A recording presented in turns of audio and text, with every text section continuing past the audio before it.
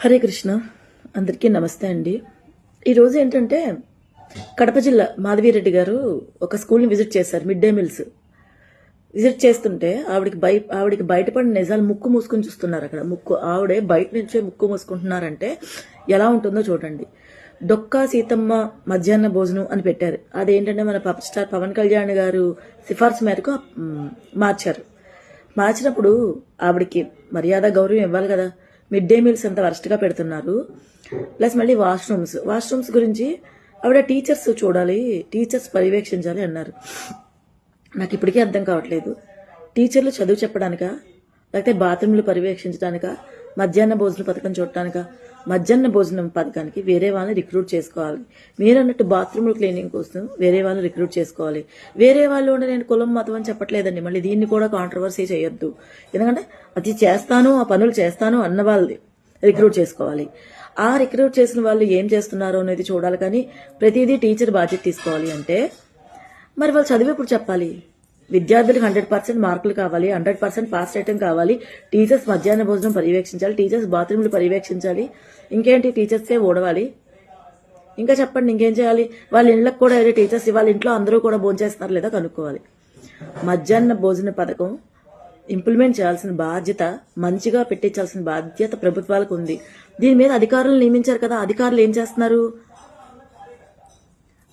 దాంట్లో ఉమెన్ అయితే కస్తూరిబా స్కూల్స్కి అయితే ఉమెన్ ఆఫీసర్స్, మిగిలిన సాంఘిక సంక్షేమ గురుకుల పాఠశాలకి ఉమెన్ ఆఫీసర్స్. ఈ ఉమెన్ ఆఫీసర్స్ కూడా తెలియట్లేదా? వాళ్ళ పిల్లలు కూడా ఉంటారు కదా, వాళ్ళ పిల్లలకు కూడా ఇలా చేస్తారా? వాళ్ళ పిల్లల్ని కూడా ఇలాగా ట్రీట్ చేస్తే వాళ్ళకి ఎలా ఉంటుంది? అది సాంబారా పప్ప కాదు, చారో సాంబారో తెలియని ఒక సాంబారు. అది 70 మందికంట. ఏ రకంగా సరిపోతుంది? అంటే ఒక్కసారి వడ్డిస్తారు, రెండోసారి అడగకూడదు, వాళ్ళ కడుపు నిండకూడదు. అలాంటప్పుడు ఎందుకు సార్ పెట్టడం మీరు? మొన్న మధ్యని గరికపాటి గారితో మాట్లాడిచ్చారు. ఏంటంటే గుడ్డు తిన్నోడు శోభన పెళ్లి కొడుకులా తయారవుతాడని. అంటే అతనితో ముందుగా మీరు మాట్లాడిచ్చారు. త్వరలో మధ్యాహ్నం భోజన పథకం తీసేద్దామనా? అతనితో ముందుగా అలా మాట్లాడిచ్చారా? చూద్దాం ఎలా ఉంటుందో అని ఒక బాణం వేయించారా? ఎన్ని జరుగుతాయి సార్ ఇలా అవకతవకలు? టీచర్లు పోస్టులు ఇవ్వడానికి ఏళ్ళు గడవాలి.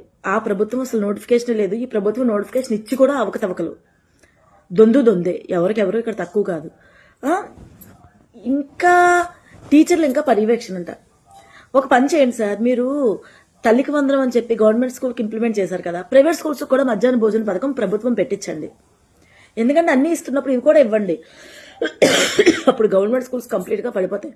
ప్రైవేట్ స్కూల్స్లో ఎందుకంటే టీచర్ని మొత్తం ఉదయం 7ంటికి వెళ్ళాలి, రాత్రి 9 వరకు వాళ్ళు కూర్చోవాల్సిందే. కనీసం కూర్చోవడానికి చైర్ కూడా ఉండదు. వాళ్ళకి మీరు తీసుకెళ్లి అలాంటి స్కూల్స్కి తీసుకెళ్లి తల్లికి వందనం ఇచ్చారు. ఆ ప్రభుత్వం ఒక్కరికే ఇచ్చారండి, ఒక్కరికే. కానీ ఈ ప్రభుత్వం ఎంతమంది ఉంటే అంతమందికే ఇచ్చారు. మరి ఈ వింత ఏంటో మరి మాకు తెలియట్లేదు. ఎలా ప్రభుత్వం ఇంత సంక్షేమ పథకాలు అని ఆర్థిక వ్యవస్థకు తూట్లు పడవకూడదు కదా. ఇంకోటి ఏంటంటే వ్యక్తిగత దూషణలు ఒక కులానికే సొత్తు కాదండి. అన్ని కులాలని కూడా కులం పేరుతో తిడితే వాళ్ళ మీద కేసులు పెట్టాల్సిందే ఖచ్చితంగా. కులం పేరుతో ఎందుకు సార్ అలా మాట్లాడతారు? ఏ కులమైనా సరే ఎవరి కులం వాళ్ళకి గొప్పది. వాళ్ళ కులం పేరుతో దూషించడం ఏ కులమైనా, అది బీసీయా, ఎస్సీయా, ఎస్టీయా, ఓసీయా, ఇంకోట అనేది. వ్యక్తిగత దూషణలు చేస్తారు, వ్యక్తిగత మెసేజ్లు పెడతారు, వ్యక్తిగత మెసేజ్లు పెట్టి భయపెట్టాలని చూస్తారు. మరి మీ ఎమ్మెల్యేనే కదా మాధవిరెడ్డి గారు వెళ్ళారు కదా, మరి అక్కడ ఏంటి సినిమా? ఏం జరుగుతుంది అక్కడ? మొన్న ఈ మధ్యన ఏకొండూరు మండలంలో కస్తూర్బా స్కూల్లో పిల్లలకి ఎలకలు కొరికాయి. ఒకరికి కొడితే యాదృచ్చుకోనుకోవచ్చు 12 మందికి. మరి దాంట్లో ఉన్న వాళ్ళకి షోకాజ్ నోటీసులు ఇస్తామన్నారు, అవి ఇస్తా అన్నారు, ఇవి ఇస్తా అన్నారు. ఏమిచ్చారో మాకు తెలియదు. ఆ పక్కనే రెడ్డిగూడెంలో బియ్యం పట్టబడ్డాయి. అక్కడ ఏం చేశారో తెలియదు. మరి బయటికి రావు ఇలాంటి న్యూస్లు. పిల్లలకు పెట్టి ఫుడ్ మీద చిల్లర శవాల మీద చిల్లర ఏరుకుంటారు కదా, అలాగే పిల్లలకు పెట్టే ఫుడ్ మీద కూడా అధికారులు ఏరుకుతుంటున్నారు వాళ్ళ స్వలాభం గురించి. ఈ కస్తూరిబా స్కూల్స్ లో 1000 రూపాయలు కాస్మెటిక్స్ కరిస్తారు ప్రతి సంవత్సరం పిల్లలకి. అవి రావట్లేదంట. అక్కడ చదివే పిల్లల తల్లిలే చెప్పారు. ఇవన్నీ వాళ్ళు వచ్చి బయటకు మాట్లాడలేరు పాపం. ఎందుకంటే వాళ్ళ పిల్లకి స్కూల్లో సీట్ పోతుందేమో అని భయం వాళ్ళకి. ఎందుకంటే మన ఇంటి దగ్గర కూలి పనులు చేసుకుంటాం, 3 పూట్ల ఫుడ్ దొరకదు, అక్కడ పెడతారేమో అని ఆశతో పంపిస్తారు. అక్కడికి వెళ్ళేటప్పటికి పిల్లల పరిస్థితి ఇలా దయనీయంగా మారుతుంది. వీటి గురించి ఎవరు మాట్లాడరు, ఎవరికి అవసరం లేదు.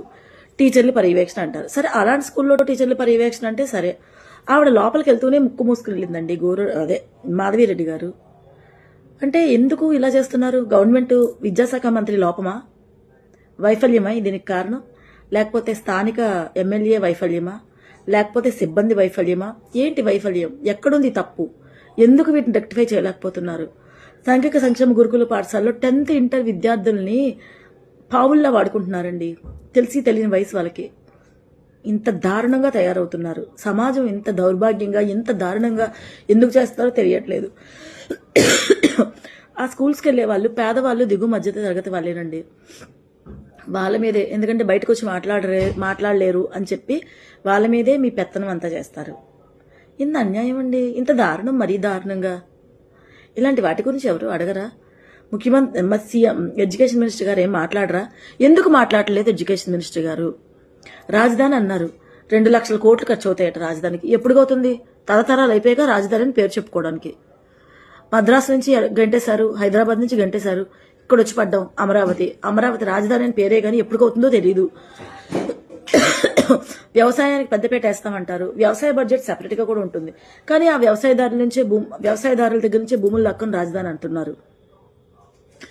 ప్రభుత్వ ల్యాండ్స్ ఎక్కడుంటే అక్కడ పెట్టుకుంటే రాజధాని అర్థం ఉంటుంది సార్. మన అమరావతి భూకంప జోన్లో ఉందండి, అక్కడ సేఫ్ కాదు అసలు రాజధాని. వర్షం వస్తే, పెద్ద వర్షం వస్తే మునిగిపోతుంది. ఆ రోడ్లన్నీ పైకి రావాలి అంటే ఎంతో ఖర్చు పెట్టాలి. ఇవి ఎవరిని ఎత్తి మీద వేస్తారండి? ఇన్ఫ్రాస్ట్రక్చర్కి కేంద్రం ఇవ్వదు. మనకి 2000 కోట్లు ఇస్తే సరిపోతాయా? కేంద్రం ఇవ్వదు. మిగిలిన రాష్ట్రాల మీద ఉన్న అభిమానం మన మీద ఉండదు. ఎందుకంటే మనం కాళ్ళకి దండం పెట్టుకుని వస్తాం అంతే. వెళ్ళి ప్రధానమంత్రికి వెళ్ళి కాళ్ళకి దండం పెట్టుకుంటాం, మా రాష్ట్రపతికి వెళ్ళి కాళ్ళకి దండం పెట్టుకుంటాం, అంతే తప్ప ఇంకేమీ అడగం. ఎందుకంటే గొప్ప కోసం కాళ్ళు మొక్కేస్తాం. ఇది మన దౌర్భాగ్యం. నోటిఫికేషన్లు ఇచ్చినప్పుడు అవకతవకలు జరుగుతూనే ఉంటాయి, వాటి గురించి అవసరం లేదు.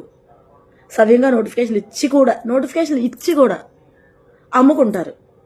వాటికి ఎవరు అడగకూడదు. 0 ర్యాంక్ వచ్చిన వాళ్ళకి కూడా పోస్టులు ఇచ్చేస్తారు, వాటి గురించి అడగకూడదు. అసలు ఈ 2026లో అయితే డిఎస్సి పోస్టులే లేవు. ఏ జిల్లాలో ఎన్ని ఉన్నాయో కూడా తెలియదు. School assistant English, school assistant Telugu 0, రాష్ట్రం మొత్తంలో 0. అదేంటండి? ఒక్క స్కూల్లోనే ఉంటుంది కదా. మరి రిటైర్మెంట్ అయిన టీచర్స్ ఏమైపోతారు? రిటైర్ అయిన వాళ్ళ పోస్టులు ఏమైపోతాయి? రిటైర్ అయ్యారు కదా, రిటైర్ అవుతారు కదా ఈ మేలో అయిన వాళ్ళ ఖాళీలు. వాటిని ఎందుకు చెప్పట్లేదు? వాటిని చెప్పరు. మాట్లాడితే నా మీద పడి ఏడుస్తారు, నువ్వు వైసీపీయా అని. నేను వైసీపీ అయితే నేను వైసీపీ అనే చెప్పుకుంటాను కదా, అదే జెండా మెడలో వేసుకుని చేస్తాను కదా. ఈ లాజిక్ ఎందుకు? నేను సామాన్య మధ్యతరగతి గృహిణిని. నాకు చూస్తుంటే ఏం సరిగా అనిపించట్లేదు. సమాజంలో జరిగే అన్యాయాన్ని ప్రశ్నిస్తున్నా. అప్పుడు చేయలేదంటే వైసీపీ హయాంలో కూడా నేను చేశాను. ఒక్కసారి వెనక్కి వెళ్ళిన యూట్యూబ్లో చూసుకోండి, నేను చేశా. ఎప్పుడు చేయలేదు అనట్లేదు, ఎందుకంటే ఎక్కడ తప్పున్నా నేను ప్రశ్నిస్తా. మన ఇప్పుడు ఎలా ఉందంటే, మన ముగ్గురు పిల్లల ముద్దుల మొగుడు ఉన్నాడు కదా, అతను ప్రశ్నిస్తానని చెప్పి నోరు మూసుకున్నారు కదా, అందుకని ఇప్పుడు మేము ప్రశ్నించాల్సి వస్తుంది. మళ్ళీ ఏంటంటే, రాజకీయంతో సంబంధం లేని పిల్లల్ని తీసుకొస్తారండి. వాళ్ళ అమ్మ రాజకీయంలో ఉండి వాళ్ళ అమ్మ సినిమా యాక్టర్ అయితే పిల్లనెందుకు సార్? చిన్న పిల్లలు, ఎవరి పిల్లలైనా సరే వాళ్ళ పిల్లల్ని ఎందుకు లాక్కొస్తారు? దారుణంగా బూతులు మాట్లాడతారు. ఇది ఎంత దరిద్రం అంటే అంత దరిద్రం. పిల్లల్ని లాక్కొస్తారు, వాళ్ళ తల్లుల్ని లాక్కొస్తారు. మీరు ఎవరినన్నా అనుకుంటారో వాళ్ళనండి, వాళ్ళ పిల్లల్ని ఎందుకు? మరి భువనేశ్వరి గారిని అన్నారని చెప్పి వంశీ గారిని మొన్నటి వరకు అరెస్ట్ చేశారు కదా, మరి అలాంటి వాళ్ళు కాదా మిగిలిన ఆడవాళ్ళందరూ? క్యారెక్టర్ అనేది ఒక్కరి సొత్తేనా? అందరికీ ఉండదా? విలువలు అందరికీ ఉండవా? ఒక్కరికే ఉంటాయా విలువలు? ఇది చాలా అన్యాయం అండి, చాలా అన్యాయం. ఇది చాలా దారుణం. పైశాచికత్వంలో ఉంటున్నాం. ఏదో పిచ్చి మెసేజ్లు పెట్టి కారు కూతులు కొద్దామని వస్తారు. డెవలప్మెంట్ ఏముంది? డెవలప్మెంట్ ఏముండదు. ఆయన హైదరాబాద్ కట్టించేశారు, బిర్లా టెంపుల్ కట్టించేశారు ఆయనే, మన సీఎం గారే. మళ్ళీ రెడ్ ఫోర్ట్ కట్టించేశారు, తాజ్మహల్ కట్టించేశారు, చార్మినార్ కట్టించేశారు ఆయనే. ఇప్పుడు అమరావతి కట్టిస్తారు. అమరావతి కాదు, కమ్మరావతి కట్టిస్తారు. ఆవిడ చెప్పిందిగా డైరెక్ట్గా కమ్మరావతి అని. అంటే మిగిలిన కులాలు ఏమీ లేవు, అవసరం లేదు, మిగిలిన వాళ్ళు ఎవరు ఓట్లు వేయలేదు. ఇది పరిస్థితి. ఇట్లా తగులుబడింది.